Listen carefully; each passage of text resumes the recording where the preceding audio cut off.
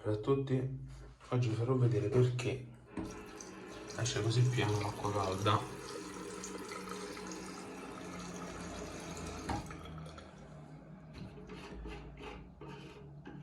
Smontiamo il filtrino.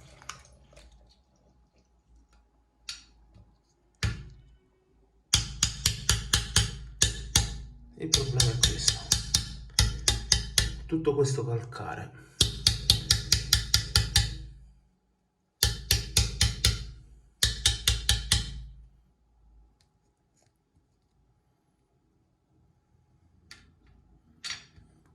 una volta fatto questo lo andiamo a rimontare così.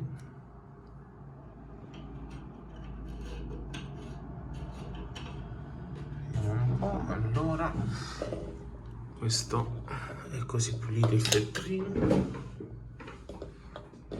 così.